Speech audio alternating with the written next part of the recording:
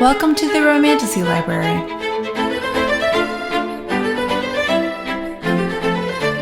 Hey everyone, welcome to the Romantasy Library. I'm your host, Kate Perkins, and today I'm interviewing epic romantasy and urban fantasy author, Stacia Stark. Stacia writes romantasies that rip you apart and put you back together again, which, by the way, I can attest to that. Okay, she has written the Kingdom of Lies series, Deals with Demons series, and Bargains with Beasts series.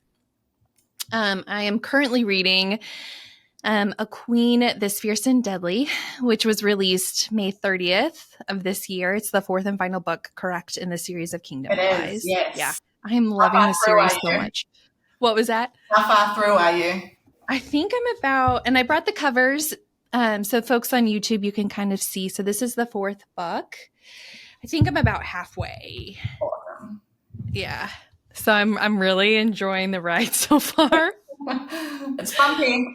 Yep, it is. So anyway, Stacia, welcome. I'm so honored to talk with you today and so excited to get to know you a little bit better and talk about your writing and all the things. So how are you? I'm good. Yeah, I mean, it's Monday, I'm flying to Rare next week. So, I'm on deadline. I'm trying to pack and all of those fun things. Mm-hmm. It all seems to happen at once, as usual. Yeah. So wait, where are you flying? So I'm flying into London. I've got a friend there, and then I'll grab a flight to Edinburgh for Rare. Oh, yes. Yeah, so I'm signing there, which will be awesome. My little brother is actually coming over. Usually I have my business manager and assistant will be my assistant there, but this time I've got my brother coming over from New Zealand. So that'll be so much fun. Rare is one of my dreams to go to. I would love to do that. Yeah, I've never signed at Rare before, so I'm excited. Yeah. Everyone's saying it's amazing, so I'm excited to see. Yeah, it'll be interesting following your stories, as I'm sure you'll be posting updates or whatever to see what it's like. Yeah, it looks, because I think one year it's supposed to be in Paris. Yeah, they have Paris, they have like Florence sometimes. At one point, I think they might have a Rare Melbourne. The issue with the Australian ones is I obviously go to that side of the world every now and again. But it always seems to be like not around the time that I would usually be traveling over, right? It'll be like kind of an awkward time, but I would like to head over there at some point. Yeah, that would be phenomenal. Okay, so I know right when we started talking, I did not realize that you were from New Zealand. So if you could share a little bit about where you're born, raised, how you ended up in the States, I would love to know that. Sure. Okay. So, I'm from Christchurch in New Zealand. And then when I was 18, I came over here for the first time and I did Camp America. So I taught horseback riding at a Jewish camp in Ohio. It was very different. It was like the middle of nowhere, Ohio. And that was kind of my first wee intro into like American culture. And so I went home for a little bit, came back and did the au pair program. So I was like a live-in nanny for a couple of years. Oh, yeah. And I'd always kind of wanted to write, but I wasn't yet. I was sort of like, I always like had books in me. Do you know what I mean? But I was so young. And I think I also I did that thing where you just sort of compare yourself to, fully written, edited books by professional authors, and you're like, absolutely not. I can't do it. Yeah. Mm-hmm. So I moved to Australia for a little bit, and then I started sort of freelance writing on the side.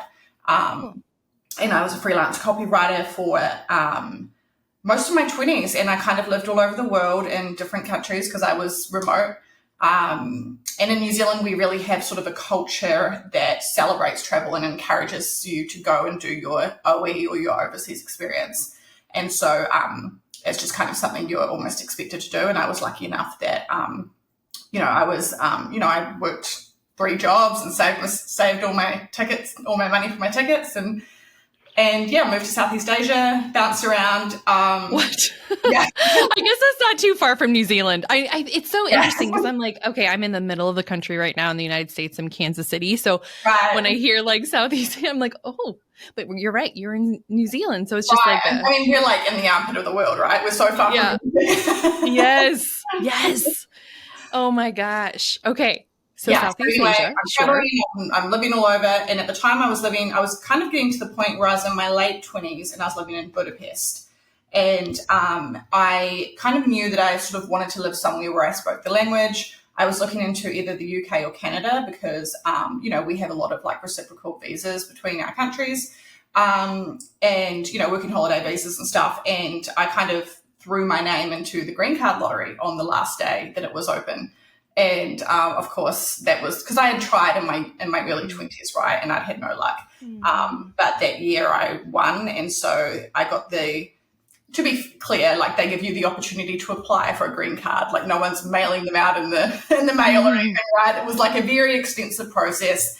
A couple of years later, I was able to move back here, and I still had some friends in Chicago, and I'd lived here in my early 20s. So yeah, I've been back here about 5 years now, I think. Wow. Maybe, yeah, I think it's about 5 years. So excluding a little bump in the pandemic where I took off back to New Zealand for a little bit. Yeah. Oh my gosh. I know. It's so interesting talking with authors of like how they survived the pandemic and how actually it was, nice, like creatively because they were home and had the time. Anyway, it's just really interesting to hear like how that was for you. But wow, so you really have like lived all over the world, Stacia. That's incredible. Well, yeah, it was a roller coaster. Yeah. Like there are lots of different things that happen when you're sort of frolicking, as I like to say. But yeah, I wouldn't take a minute of it back. It was amazing. Wow. What was that? I'm curious, like with any culture shock coming from New Zealand and like what that's like. Yeah. I mean, there's a lot of culture shock always, right? I mean, even in the States, I still sometimes will have a bit of culture shock. And then now when I go home, because I haven't lived in New Zealand now for about 15 years, I have reverse culture shock, which is kind of an interesting, when you're an expat, you kind of feel a bit like you sometimes don't fit in everywhere, but at the same time, you've got a very different kind of life. So, there was definitely some culture shock everywhere. Yes, that's so interesting. I spoke with AK Mulford, and they definitely talked about that piece of feeling like, where do I belong? Because AK is from the U.S. and now is in Australia, but I think they were living in New Zealand at one point. I think. Yes. So it's interesting. Your perspective might be kind of similar, coming from New Zealand to the States. Yeah. So awesome. And what was it like? I'm just curious. What was it like growing up in Christchurch? Is that where you said? Yeah. So I had it's a very it was very safe, very, sort of that kind of latchkey kid situation where we were just out like riding our bikes and all of that. It's a beautiful country. And it's funny because I want to go there. Well, they've got direct flights from Chicago now. So not right now, I pause them right as I need to fly there. But they usually have a direct flight now, which is great. I'm going to have to talk to my husband about it because, New Zealand and Australia are both on our bucket list. But if you go, hit me up because I'll try. Okay, I will. If you're there, you might still be in Chicago. All the best places to go. Yeah. Okay, sorry. It really is. It's gorgeous. And I took my business manager and best friend last time I went home. We were there for about 6 weeks and did a big road trip and stuff. And it's funny because I always kind of shit on Christchurch because, it's your hometown and it was small and all I wanted was to get out. Like I always knew I wanted to travel. I always was like, New Zealand's so small and boring and far away, and you never appreciate where you're from at that age. And so, going back with fresh eyes, I obviously appreciate it so much more now. And also taking my friend, who is then like, you've talked so much shit about this place. And I'm like, I know, and it's absolutely beautiful and the people are amazing, so it was really great. But I definitely, so cool. I'm now going back more often because I've got nieces and nephews and stuff as well. So. Oh, cool. Yeah, I think it's interesting that perspective from like adolescence into adulthood. And I think that's pretty universal, that feeling of, I think that's so relatable, of wanting to get out of our hometown and see the world. And then the perspective shifts as we get older. And then looking back, it's like, oh my gosh, really? That's how I feel about Kansas City. I will say Kansas City is an amazing town, and we live in the suburbs outside of KC, but growing up, I'm like, man, this place fucking sucks and I want to get out of here. But now that I'm back, like with my family, I'm like, oh, this is so nice. Isn't So it funny? I don't know. It Yeah. always takes a few years and like seeing that, like nowhere's perfect, you know? Right. So yeah, those fresh eyes definitely help. Yeah. And the travel. I love to travel too. So it's so cool hearing your stories. Like you've actually lived though, like in these other countries, which is really cool. Okay. So then you said you have nieces and nephews. Is that right? Yeah. Do you how many brothers, sisters do you so I've have? got two younger brothers. And so my youngest brother is the one that's coming over to Edinburgh. Oh yeah. And okay. He's 6 years younger than me. So it's going to be kind of fun sort of showing him the ropes. Yeah. He's about to get on a call with my business manager and sort of learn all the things he's going to have to help me out with. So it's going to be good. Stacia, can I ask, how old are you? 35. Okay. So he's still like 28. He's just turned, he's 29. Yeah. 29 now. Yeah. I'm like, just you wait. Soon you'll be getting out of bed, pulling your back muscles and stuff. Gosh. Dude, you've written a lot. Sorry, I don't mean to call you dude, but like, good Lord. Yeah. So you have like 3 complete series. I don't mean to be jumping around. I definitely want to talk a little bit more about like, but anyway, that's incredible. Yeah. Yeah. I mean, it was just kind of, it all just, the stars sort of aligned, Yeah. I love that. Okay. So youngest brother coming to Edinburgh. And then you said, I'm sorry, your other sibling. Yeah, so he has 2 boys and a wee girl. Okay. And so, it's been nice to hang out with kids and go home sometimes. Cool. Yeah. I mean, I can imagine too, like, especially if your brother's coming to Edinburgh for Rare, that like your family's pretty supportive of your writing or like. I think that's so neat. They've got all the books, Mum hasn't really read them. I think I got real freaked out about the idea of my family like reading my sex scenes. And so I made it this huge big deal. And now I'm kind of over it. But now it's like she's not over it. Do you know what I mean? Yes. But they're so supportive. And, my aunts and uncles have like shelves dedicated to me and they kind of show everyone their books. And because I've got a contract with Penguin at Random House. So in the UK and Australia and New Zealand, I'm in bookstores over there. And so my mum will go and sort of see my books and she'll be like, oh, they didn't have them facing out, and she'll go like reshuffle them. And I'm like, Mum, this is someone's job. You can't just go in and like rearrange the bookstore to suit you. Oh my gosh, I love that. And I have goosebumps. That is so crazy. Like books being in bookstores and your mom, I think that's so sweet doing that. I feel like that's something my mom would do too. She sends me a photo and she's like, not on my watch. And she'll like turn it. Not on my watch. Mom for the win. That's amazing. Oh my gosh. Okay, so when did this love for writing start? I was a huge reader as a kid. Like I would always choose reading over TV. I would read on the bus. I would read in the car. I wish I could do that now. I get so car sick. Me too. I need to get those glasses. Have you seen those glasses? I have. I'm like, right, sign me up. Let's go. My husband's like, we need to get this for you. And I'm like, okay. Yeah. I'll believe it when I see it. But anyway, go ahead. I'm still kind of a little bit suspect about it. I know. So I was always reading. And, at school, I sucked at math and science, like to the point that it was embarrassing. But I was relatively good at like writing essays and, creative writing and stuff like that. So that kind of got me through. It was just something that I, really noticed that like in the hardest times in my life, I would turn to fiction. And probably in some unhealthy ways sometimes, I would say, where I was just like, I'm going to go disassociate in my books. Mm-hmm. Sure. But, I really, really appreciated how books could consume my life, essentially, and how much they make you feel and the adventures you could go on while being, in your bedroom. Mm-hmm. So, I always loved the idea of being able to create those books for other people as well and sort of tell my own stories.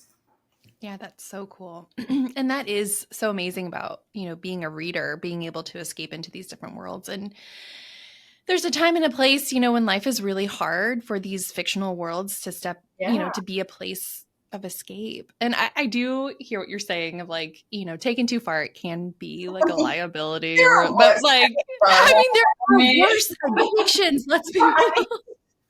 And I'm a therapist and I'm saying that. Maybe I shouldn't say that part, but truly, okay. Yeah. But it can be very cathartic, and like having some of those like emotional releases too, especially when you're going through a hard time. And I for sure get that. I was pregnant in 2020, like literally the second week of lockdown, found out that I was pregnant.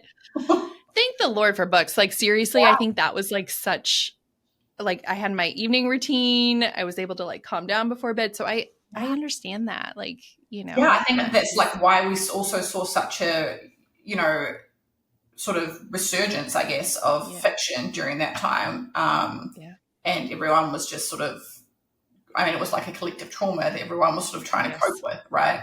100%. I mean, yes. Yeah. 100%. Yeah. Okay. So then which one is your first series? Deals with Demons came first. Okay. And then the spin-off to that series is Bargains with Beasts. Okay. And then I wrote the Kingdom of Lies series after that. Yeah. I saw Aurora Crate has is it the Deals with? Yeah. Yes. It looks pretty stunning. Yeah.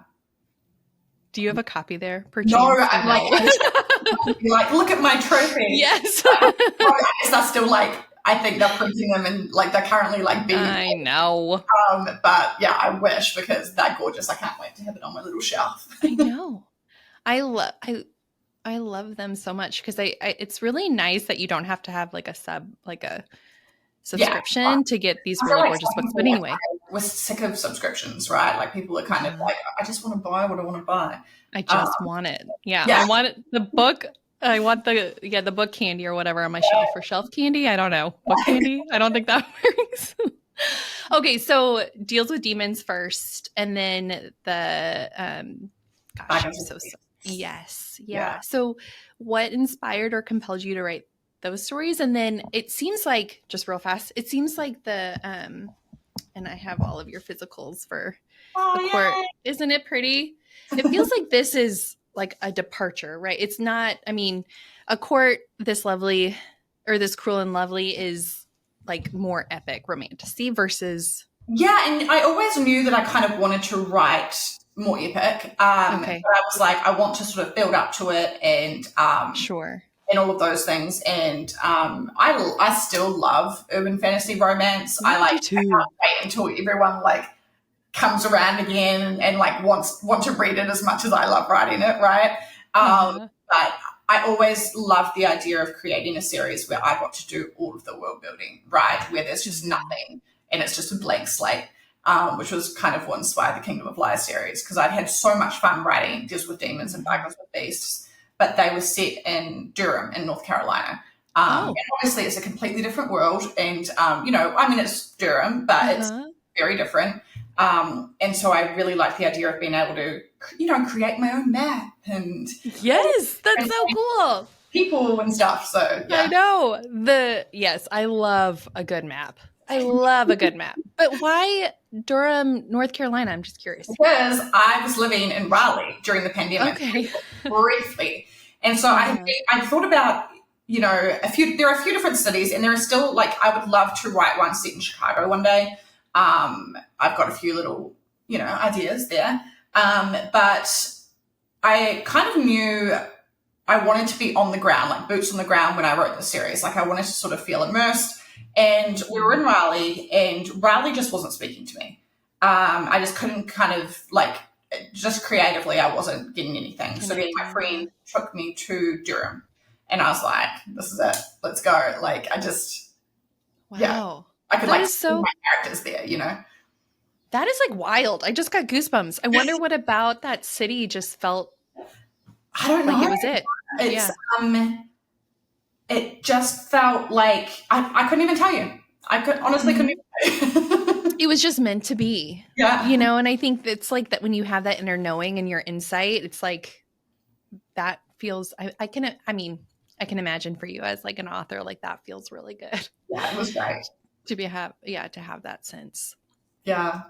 Yeah, that's so cool. Could you give like a brief blurb or synopsis for that series? And Yeah, then so Girls with Demons is about Danica, who is a bounty hunter, and she is looking for her mum's murderer at the start of the book.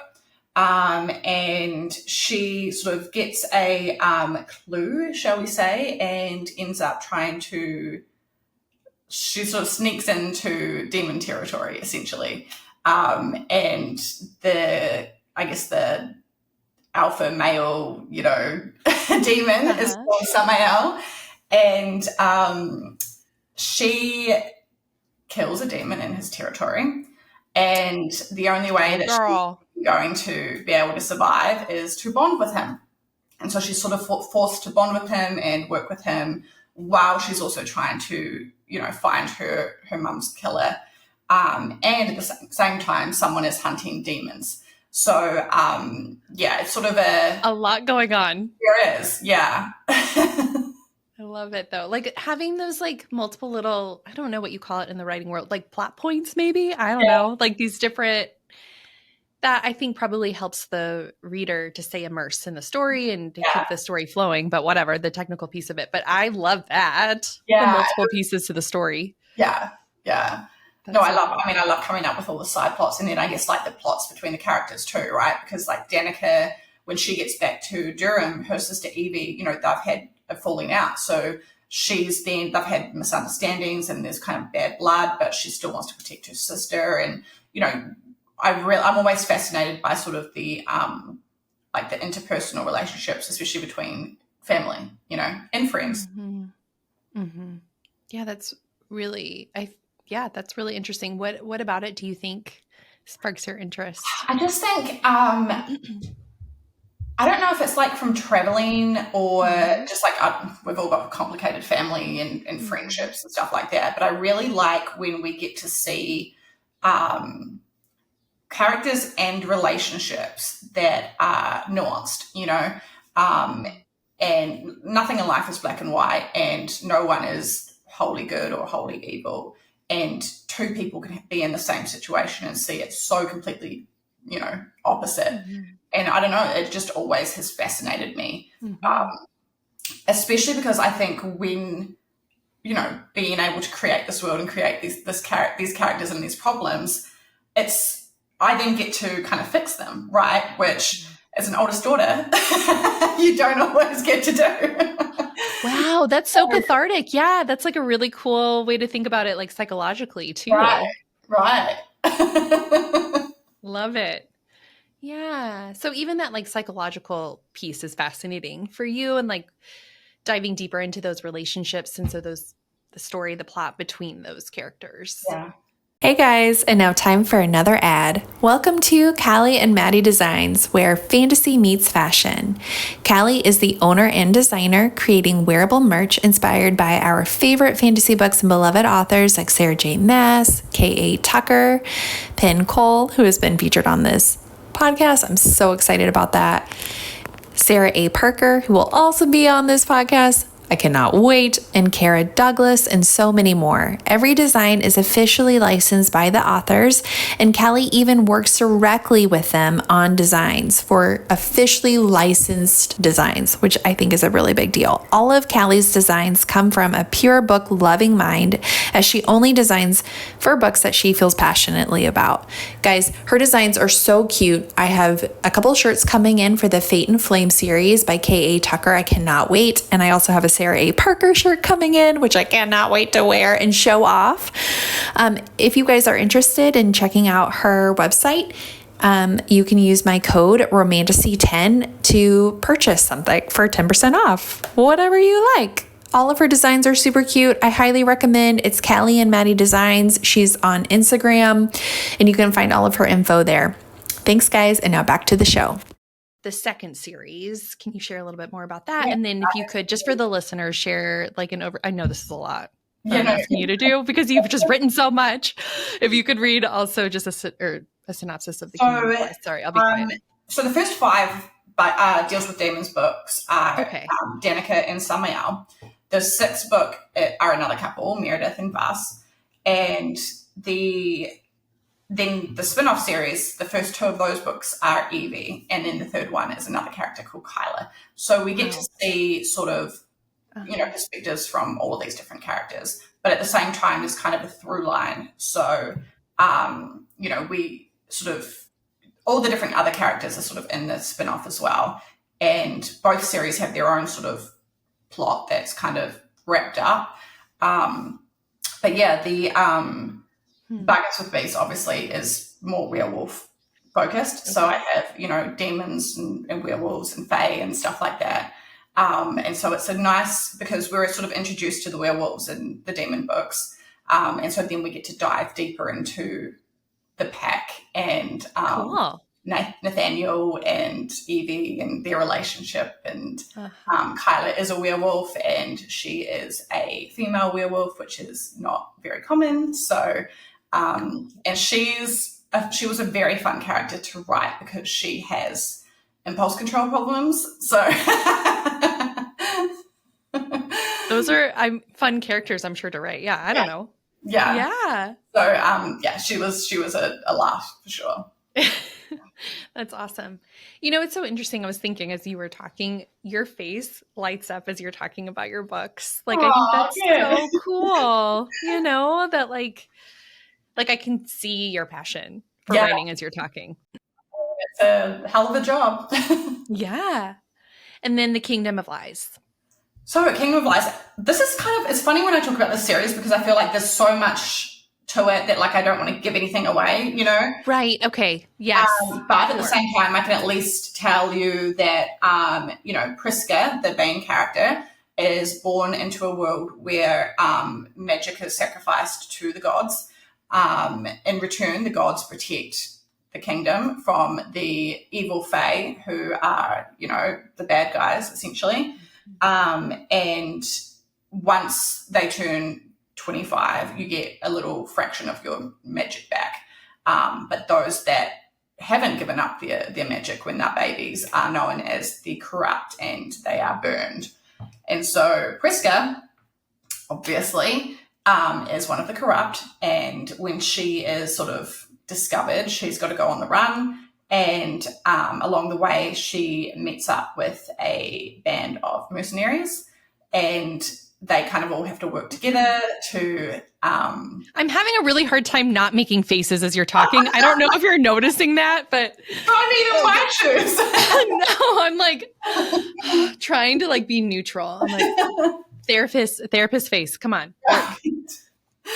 Work. Yeah. Okay. So, they all kind of have to work together. And that's honestly all I can really say without spoiling things.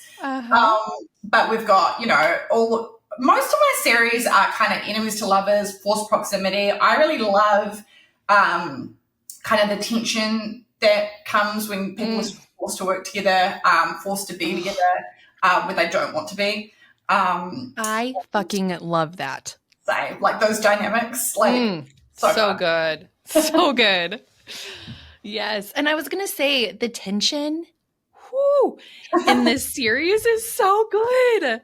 The tension, the pacing, I was hooked. Am hooked. I love it so much. So everybody read it if you haven't read it yet. But it's so good. And I love those are some of my favorite tropes too. The enemies to lovers. I know you just said the forced proximity, obviously. Yeah, and the found family. There's a lot of that. Yeah. That's really sweet. I love it. So with all of these series, I know that I guess how many years really truly have you been at it? 15 years or? No, not quite that long because I was writing, I was a freelance copywriter. Oh, yeah. So I was writing very boring business to business content. So okay, so that does not include it in this. Sites and stuff, That's not okay. Gotcha. Yeah. So I actually, funnily enough, I decided as I was moving to the States, I was like, right, you're in it or you're out. This is your chance. I don't know why, because for the first time in my life, I was going to be paying health insurance and I hadn't paid taxes since I was 21, like all of these things that I was suddenly going to be on the hook for. And I was like, now I need to write fiction. Like the stakes are high. I'm going to be poor and so, yeah. I'm so glad that you made that decision though. I was basically like, I'm going to give myself 2 years. And if I haven't and I started writing before I actually moved, because I'd moved back to Guatemala before I moved to the States. You kind of get a year before you have to be boots on the ground, as a green card holder. And so I'd moved back. When were you in Guatemala? Did you say this? A couple of times. So I moved from Thailand to Guatemala, and then Guatemala to Budapest, Budapest to Thailand, Thailand to Budapest, Budapest to Guatemala is the way that it went, and then Guatemala to the States. Wow. Yeah, so the last time I was in Guate, I was there for 6 or 7 months. And I was kind of, one of my really good friends had gotten married, and so I'd moved back for her wedding. And also, really low cost of living. I was like, right, this is your chance. Like, let's get going. And I actually had another pen name, a secret pen name, that I was like writing in, just to see if I had the chops, basically. Yeah. And I was lucky enough that pen name did really well. Basically, I wrote very fast in that pen name, and I was training myself. And when I was ready to move over to the Demons, I still had royalties coming in from those books, which allowed me to take my time and, launch the new pen name and all of those things. Cool. So it sounds like your love for reading really kickstarted all of this. Yeah, for sure. And having these books in your mind, and then you just did it. Like, you moved to Chicago and you made it happen. And when you did the urban fantasy for a bit, and then you've shifted into you just said the epic romantasy. So can I ask, what are you planning next? Or I'm not allowed to say anything. Okay. Yeah, don't say anything. I have 2 very, very, very exciting projects. I can tell you that much, and I can tell you that I believe we'll be able to start announcing some things next month. So awesome. Because it's been so hard, because obviously I released it in May. It's now August. People are like, yes. So, hello. And I know. I was wondering, I'm like, surely something is happening. Yes, there are things happening. I'm fully on deadline and immersed in something right now, and I can't wait to tell you guys about it. Yeah. Obviously, because you were saying you were on deadline earlier, and then talking with your assistant, or she mentioned that you like to write in the mornings. Yeah. Is that right? Yeah.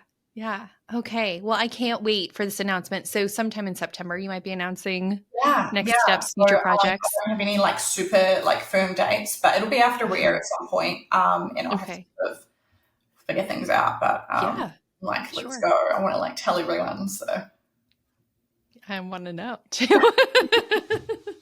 But I definitely respect your boundary and share it in September. I can't wait. My boundary is everyone else's boundary. Yeah. Isn't that the worst? Yes.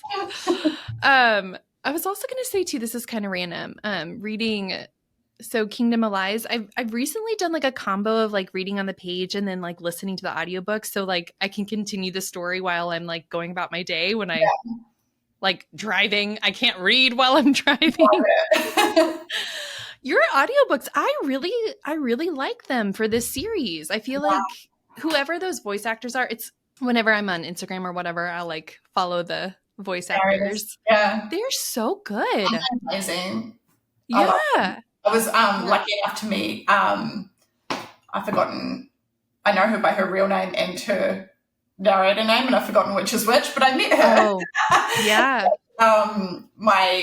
In Denver, I believe it was. And it was so nice to be able to meet her and put it, hear the voice that You're like, right. So, they did a phenomenal job. Amazing. I mean, both of them, phenomenal, so good. And I was going to say she, because his voice was mainly for, can I say, for Lorian. Yeah. And then she did the voices for like everybody else, right? Yeah, Like because pretty much. I had obviously this Lorian, and then there's the other main character, like the male characters, but Mhm. typically it's the main POV was Lorian, but then we've got Yeah. 4 other female characters, Yes. I think. Yeah. Yes. And so being able to differentiate all of them, and And every yes is so phenomenal. Sorry, I cut you off. no, it's right. I mean, as you can kind of come in and start an audio, and you can tell who's talking. Yes. Her, right? Yes. Yeah. Which is so cool. It's like, okay, she like slips into that tone or whatever, Right. the tone of voice. And I'm like, okay, it's this Yeah. character. I mean, obviously the start of every chapter you say who it is, but like they did a phenomenal job. Yeah. Yeah. Okay. So news will be coming out next month. So everybody be on the lookout for that and follow her Instagram and also website, probably news. I don't know. Do you have a newsletter, by the way? My newsletter is a good place to. I think on my website you can just log in, like sign up for that. And yeah, the Facebook group is pretty active, so that's a fun place to be. Actually, the Facebook group is. I recommend that, and then obviously, Instagram as well. Cool. And then as you started writing, right? Like obviously it's a huge shift from like the business like type writing into the creative writing. How was that process for you? Like did you what am I trying to say? Like figure it out as you went along? Are you more of like first of all, a plotter or a pantser, or like did you like as you were writing you're like I'm just going to figure it out as I go, or did you do a lot of prep work before you started writing? I think when I first got started, I was more of a pantster. Now I would say I'm more of a plotster, especially when you're writing. Well, at least for me, writing, sort of, especially with the fantasy, right? Like these are thick books, and there's a big sort of storyline going on, and a ton of different characters. So I really had to at least have, my main beats, and I would sort of I use a program called Miro, which is like it's so funny because for ages I knew what I wanted, and I like couldn't find it, and then I found Myra, and I was like, that's exactly what I want, because it sort of allows you to have all of these little little sticky notes, right? And you can do anything. You can create tables, you can have little mind maps, you can do anything on it, and I liked the freedom of it. And so I'll sort of create like a chapter by chapter, and each plot line is a different sticky note. The Cool. romance is pink, and this character's red, and like all of that. And they'll sort of connect together over the chapters, so I can see, oh, like this needs more of this, or like, oh, I've all of that. And so, but at the same time, while I'm writing, quite often, and this is sort of one of my favorite things about writing, I'll sort of get a burst of inspiration and take things elsewhere.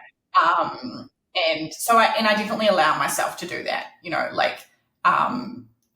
I definitely, because I couldn't, I don't think I could stick to a plot to save my life, but I like to be able to sort of see ahead and know that there is that. That makes sense. So you kind of have like the map sort of laid out of where you want to go, but then you Right. like your creativity can also take you a little bit in different directions, but you at least have like kind of like a blueprint maybe. Right. And I'll know, like, for if it's a series, I'll kind of know what's happening in each book. So I sort of know, Cool. okay, so if this is happening in this book, I've got to set that up in this book, right? Like I've got to like tease this stuff in. So I can at least do that. Cool. I wish I was more of a plotter, in the sense that like I wouldn't go rogue, but I'm starting to learn. This is just my process. Yeah. And maybe and what you've created is lovely. Thank you. This court, or Cruel and Lovely. But no, for real, I love it. Again, I haven't read the other series. I'm assuming it's just as amazing, but I absolutely love this series. It's probably one of my favorite series. So it's so good. You. Yeah. It is definitely that piece of like epic romantasy. Like it has all of the, like, there's the romance, there's the fantasy, it's epic. There are like all of these like moving parts. It kind of reminds me of like, I don't want to give anything away either, but like there are different moving parts happening throughout. So I was just curious how you did that, and if the process for, a court this Cruel and Lovely is different than the Deals with Demons, I or think if I it is. definitely plotted more in this series. Like, I mean, I still plotted in the other series, but I had to, just because there was so much more going on. There were so many more like plot lines and more characters and stuff. I had to do more in this series. But Sure. I still plotted the other one, but this one was more plot intensive for sure. And that makes sense because it's so complex. But and I was curious too earlier in the conversation, and I was like, let's come back to this of like the piece of you being really fascinated, right, about like relational dynamics. Like, how is that writing that? Especially like I said, like in A Court This Cruel and Lovely, there are some really cool like relational dynamics, like sibling dynamics and romantic dynamics at play. Like, I don't know.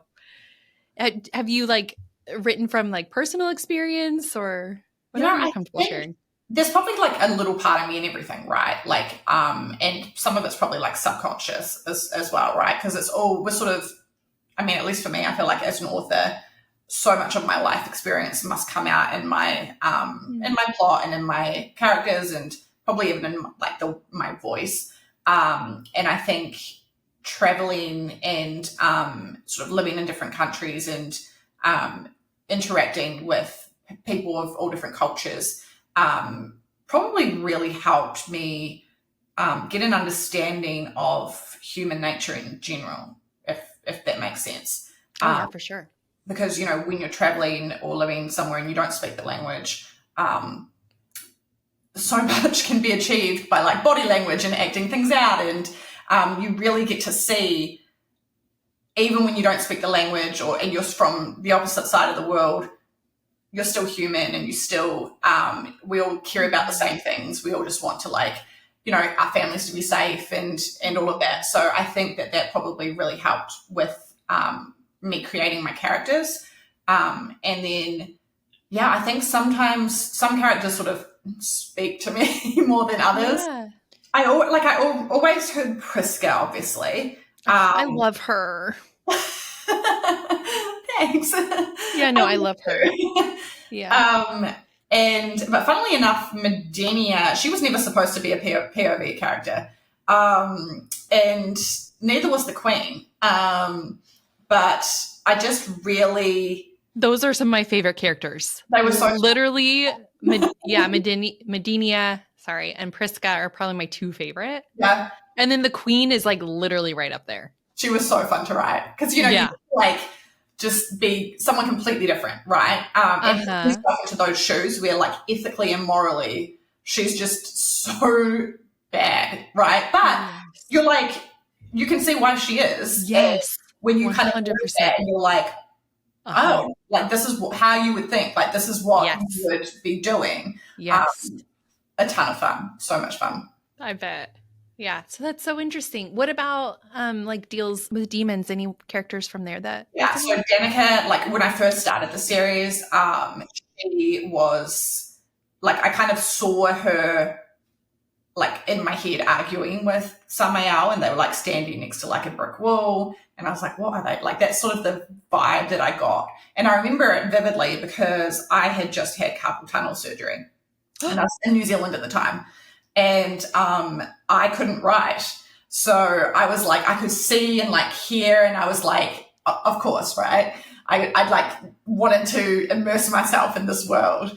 And I had these characters like, because you'll probably notice like I'm quite dialogue heavy. Like I definitely, that's sort of just my voice. And when I'm sort of coming up with ideas, or when I'm sort of like, I guess, hit by a spark of inspiration, it's usually like dialogue, like it'll be characters saying something to each other usually.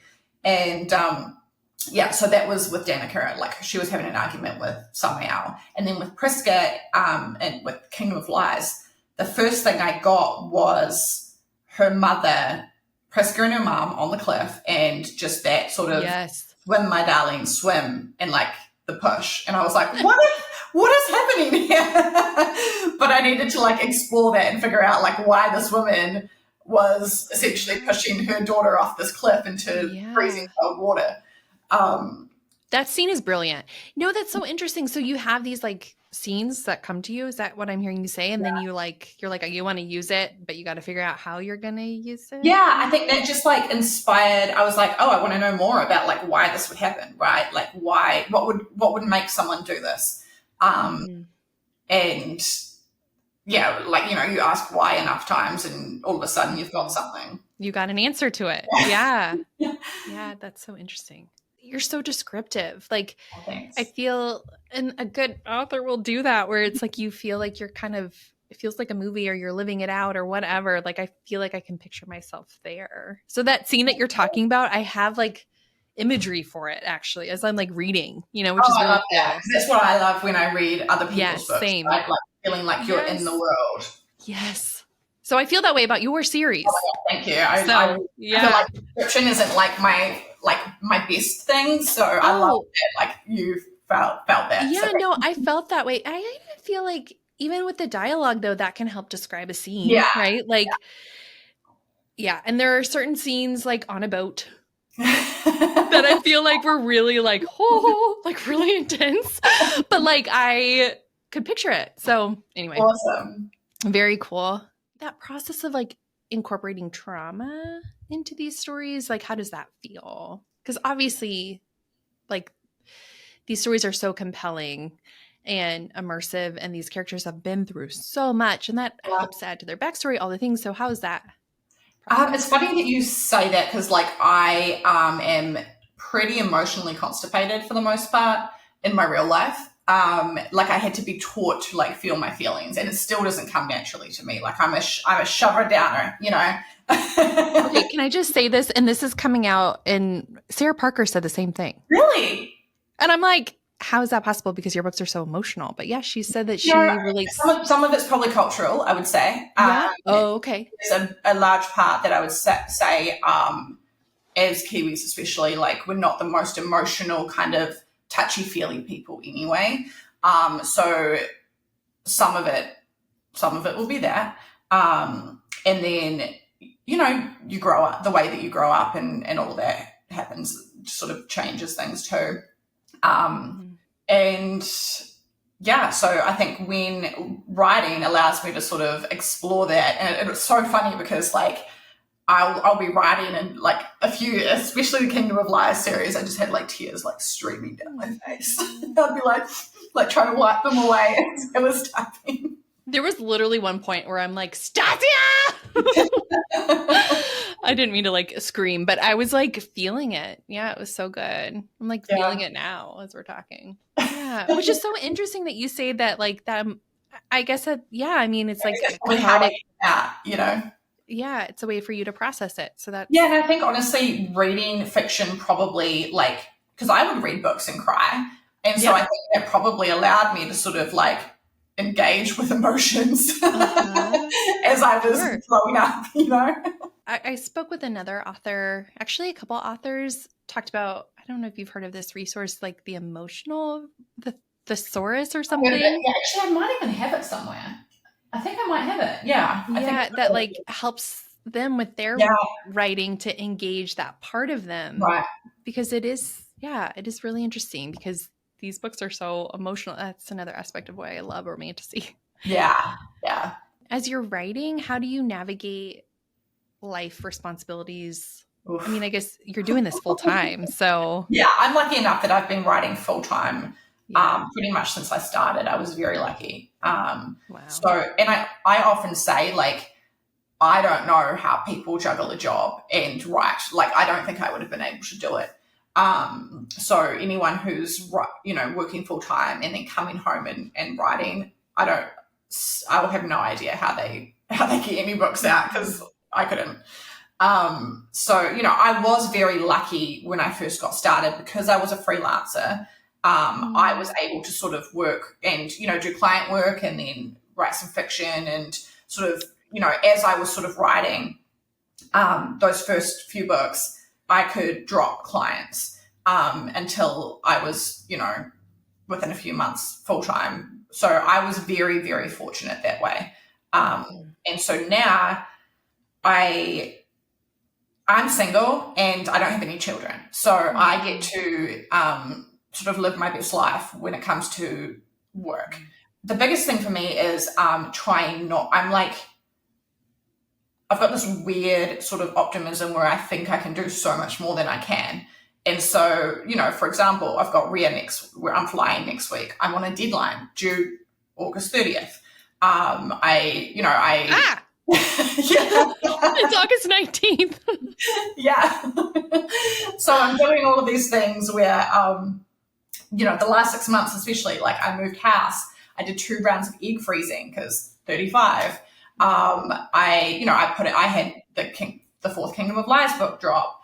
All of these sort of different things where that's what gets me when I try and sort of overload myself. So I'm really trying to balance things a little bit more. And so every single year, that's like my New Year's resolution, right?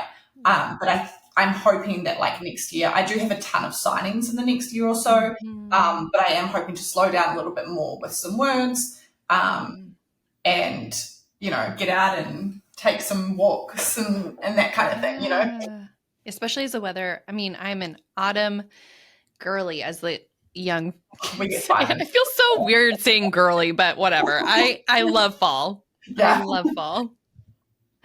So I mean, especially as the weather gets better, I bet that's gonna be really nice. So that is a lot. And being able to balance all of that. But I mean, I can't wait to know what this deadline is for, but we'll have to wait for that. But yeah, I think, are you only if you're comfortable? If you're not comfortable sharing, we can definitely edit this part out. But like, how was that going through the egg retrieval process while writing? Yeah, it was, so I did my first round, I think it was like early, I think it might have been like January or something. And so I remember I was like, I think I like finished my like book 4 and that deadline almost killed me, like trying to get that book ready because I had, because that book's obviously published with Penguin. Trad needs they need the book a lot earlier than indies do because it's being printed, right? And like it takes time to print and distribute. And so like hitting that deadline was really tough. And then I did the first round of egg freezing. And right after that, I did Readers Take Denver and then a Polycon, like back to back. And I got COVID at a Polycon. So I was supposed to do another round of egg freezing like once I got back. But I was like, no, I'm going to like wait.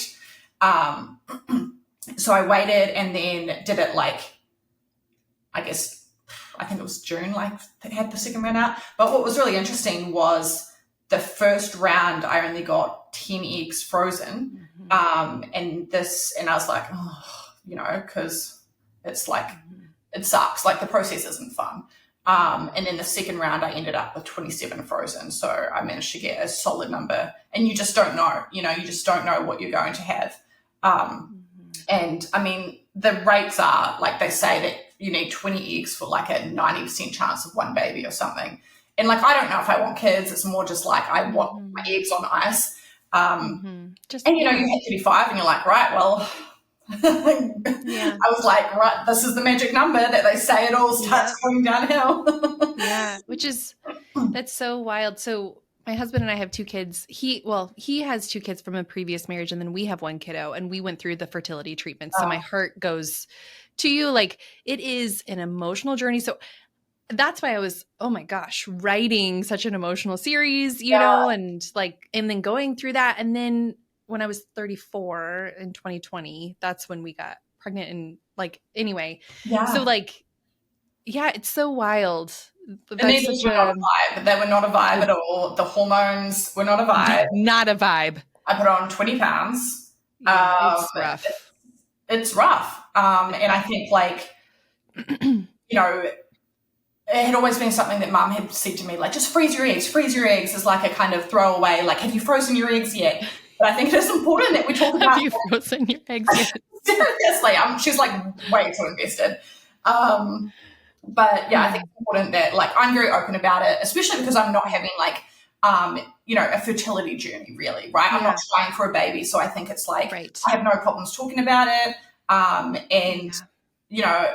also don't know how women go to their jobs while they're doing it because I would at one point I was having an ultrasound and a blood test every day in the I surgery. know, it's so hard. It's ridiculous. It's so hard. And then women go to work and they're like shooting themselves up in the bathroom and I know. it's miserable. It's wild. So I was very, being self-employed, I was exhausted, but I was definitely lucky to be able to sort of do it all at home and not and do all of that. So yeah. Wow, what a year that you've had. And then you have like ApolloCon, which that is like a dream of mine to go to. Oh, I hope you can. I love ApolloCon. It just looks and seems so magical. Yeah. And bummer, I'm so sorry you got COVID. Well, I could have done it at Denver and it could have just taken a while to show up. Because I literally back to back, right? Like an idiot. You don't know. But, I think it's just something these days. We're having a huge COVID spike now. So I'm like trying to go nowhere before I get on this plane to try and keep myself. And then you have Rare for Edinburgh coming up. And then did you mention any other conferences or conventions coming up? I've got like an author conference in October, and then I have a bunch that I'm doing next year. So I'm doing ApolloCon. I'm doing is it called HarvestCon? It's here in Chicago.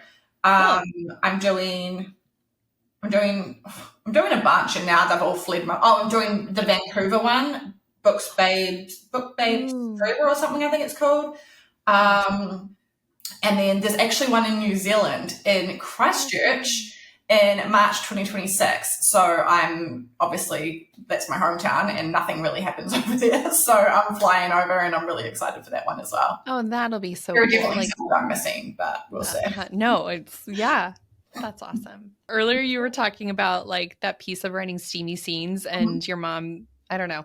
How does it feel writing steamy scenes, especially knowing that your family may or may not be reading? If I thought about them while I just wouldn't write it. Do you know what I mean? I can't write it and have that in my mind. So for the most part, I literally just block it out. Recently, actually, funnily enough, one of my aunts is reading the series. She's the only one from my immediate kind of family that is, and she's on book. I think she just finished book 2, and I was like, things are about to get steamier. Of which one? Of Kingdom of Light. Talk about steam. Woo! Woo! So good. So, yeah, funnily enough, one of my friend's partners asked me the other day some weird question about, about the steamy scene, I was like, this was I love it. Oh my God. But it's just that thing where I'm like, no one ever asks how I write the murder scenes, right? Or if I've got personal experience with that. But no, I definitely, if I'm writing it, it's because that's where the plot's going, and I'm all in. And I just have to block out the idea of anyone else reading it, or I wouldn't. There's absolutely no way. I mean, same. I can't imagine. Yes. Yeah. Well, shoot. Well, I'll ask you all the questions about other scenes too and personal experiences. No. It's always just funny because romance gets such a bad rap, especially from men, right? And they'll always be like if men in particular, I feel are weird about women's sex scenes. And I agree. I'm always like, well, unless you're going to ask me if I've got first-hand knowledge about slitting a man's throat, then don't ask me about my sex scenes. No, 100%. I don't know what it is. It's repressed sexuality or it's so weird. It is so weird and it's toxic and gross and I don't like that. But I wanted to ask you, where do you prefer to write? If you could paint a picture of do you write right where you're at right now or do you write? My office. I have one of those big owl desks, and it's a standing desk, although I don't make it stand as much as I should because I feel I get into a scene and then I'm sitting and then so I try to write here as much as I can because it's better for my posture. Now that I'm in my mid-30s, I'm really feeling all of those years of writing, I know. But at the same time, especially when I'm editing, I'll often be on the couch with my laptop. Last week, weirdly, I wrote a lot in bed. So, yeah, it's more, sometimes I'll write at the kitchen counter. But it's more like I like to write first thing in the morning if I can, because the more I just lose steam as a human as the day goes on. Yeah. I was going to say that makes sense, like feeling fresh in the morning. And do you drink coffee to get you going or? Yeah, me too. Uh-huh. Yeah, I What just kind of get into it. Yeah. So it sounds like primarily you want to try to work there. Are there any places that you feel like really inspired? Funnily enough, I went down this morning and like we have like a little common room. I'm in an apartment building. We've got a little common room. Cool. And I worked down there for a little bit this morning, which I haven't done because I've only been here. I moved in early June. So I've only been here a little bit. So it was my first time moving down there. And I was like, oh, this is nice. Like, it is nice to get out and write somewhere else. I used to be someone like years ago, I worked in a lot of like coffee shops and stuff, but I just get so distracted so easily now. My brother came over this time last year when I was in my other apartment, and he I've got like intense like hyper focus. So if I'm in the zone, I'm like hours. But if someone was to like walk past in my field of vision, I'm like distracted. And so he would walk past to get a snack or something, and he'd be like, what are you doing? I'd be like, what are you doing? Like, what's happening? Like, just, it was ridiculous. So I sadly have to be no noise unless it's like a playlist from the manuscript. I can't have anything going on around me. One of my friends writes a lot in the car because she'll be like waiting for her daughter to finish ballet practice or whatever. And another one of my friends actually has like a full desk set up. She like attaches it to her steering wheel. What? Yeah, and she'll like write for hours in the car. So people write all over. That is so interesting to me. Yeah. Wow. I also have my Remarkable, which has been actually really fun. Have you heard about the Remarkable? It's the Remarkable. And so basically you literally just write on it. But I sound like I'm selling it to you. Oh, I love it. Here's your code. Yeah. But it's really good because when I am kind of a bit blocked or whatever, I'll just sort of write a scene by hand, and you can like switch it. You just press a button and it changes. Oh, cool. And then obviously you email it to yourself. And so sometimes I'll just kind of freehand, and it sort of, that's something else in your brain switches on sometimes. So I'll do that a lot. A lot of brainstorming I'll do that way for sure. Cool. Yeah. Do you do a ton of brainstorming before? I know we talked about like that you've become more of a plotter, but. Yeah, I mean, I'm trying to think. So like for my the project that I'm working on right now, I have a stack of books that I had to buy for it. And OMG! Yeah, I did a lot of research, and I'm definitely taking my own spin on things. And so I've done like a lot of that, and like reading a lot of things that like may not make it into the book, but like get me in the minds in the world, and then I'll like pick out things like that'll obviously inspire me.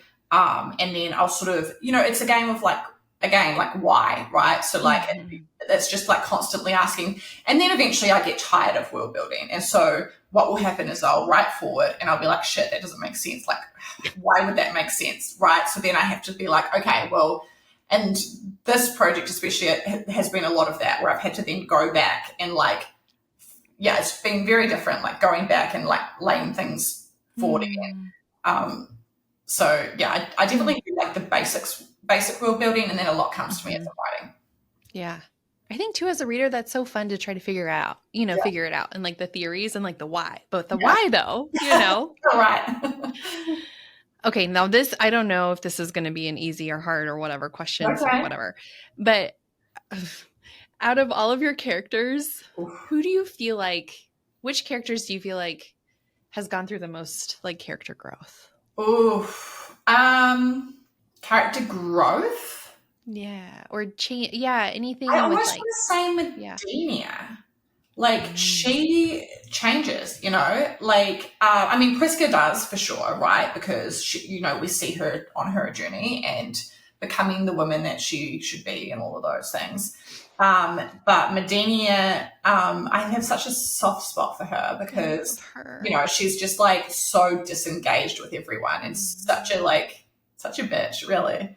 And we But underneath it, I feel like you really did a good job of like painting the picture of like some of that woundedness of like really where that was like. Yeah, I like that we get to see her kind of like against her, like she doesn't want to have to like get it, right?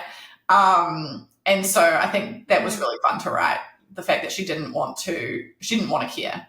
And I love making characters care that don't want to care. Yes, I definitely can see that. And yeah, when she was first introduced, I'm like, yeah, she's a little bit of a bitch. Yeah. So, some rapid fire questions. Okay. But obviously, like, it doesn't need to be fast. I'm just whatever. Okay, good, because it's fun. I'm not good at the whole me getting worse as the day goes on. I know, same. It's 5:00 here in Kansas City, so I feel you. Okay, Lorian or Demos?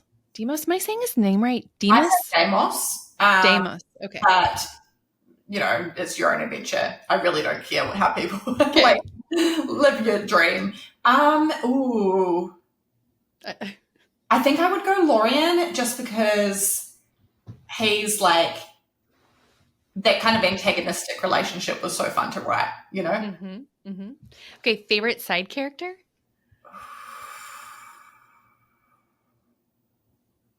The Pirate Queen. Oh, yeah. Okay, this is literally Medinia, I have a hard time saying her name, or Priska. I literally had that down before you said that you love them both. So very hard. I mean, that's like choosing, like I feel like I have different answers on different days. You're like, you can't, yeah. You love them both. Yeah. You love them both. Okay, if you could bond with any magical creature, who would it be? Ooh. Any type of magical creature. Ooh. I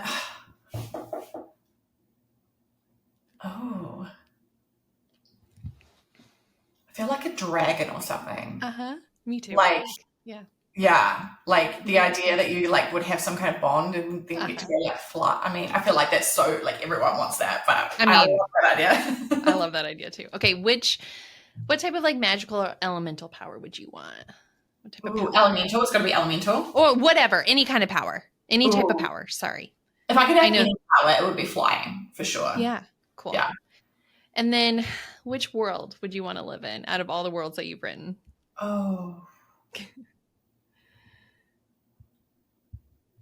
man. I feel like, honestly, I might have to say the demons, because as much as I loved writing in the Kingdom of Lies world, I don't think that world would be for me. I like my creature comforts. Okay, and then this might be hard too. All-time favorite read or series?